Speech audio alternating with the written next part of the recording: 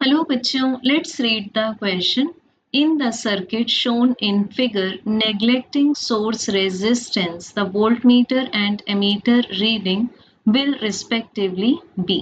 So बच्चों given है हमें एक डायग्राम जिसमें कि AC सोर्स जिसका RMS वैल्यू है 240 वोल्ट के साथ एक रेजिस्टेंस 30 ओम का, इंडक्टिव रिएक्टेंस गिवन है हमें यहाँ इंडक्टेंस का 25 ohm and capacitive reactance capacitor का गिवन है 25 ओम।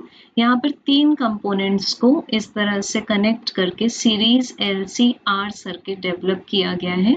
अब बच्चों वोल्ट मीटर को कनेक्ट किया गया है इंडक्टर और कैपेसिटर के कॉम्बिनेशन में और एमीटर को कनेक्ट किया गया है रेजिस्टेंस के थ्रू जो करंट जाएगी उसकी रीडिंग लेने के लिए।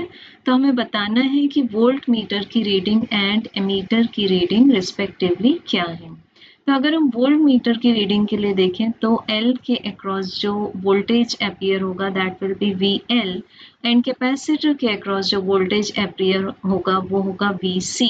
अब बच्चों अगर हम फेजर डायग्राम चेक करें तो पॉजिटिव y एक्सिस पर रिप्रेजेंट करते हैं द वोल्टेज अक्रॉस इंडक्टर और निगेटिव y एक्सिस पर द वोल्टेज अक्रॉस कैपेसिटर और करंट को शो करते हैं हम पॉजिटिव x एक्सिस पर। सिमिलरली वोल्टेज अक्रॉस रेजिस्टेंस को भी शो किया जाता है on the positive x axis to show that कि जो VR और I है वो सेम फेस में है। इट मीन्स इनके बीच में जो फेस एंगल है दैट इज 0 डिग्री।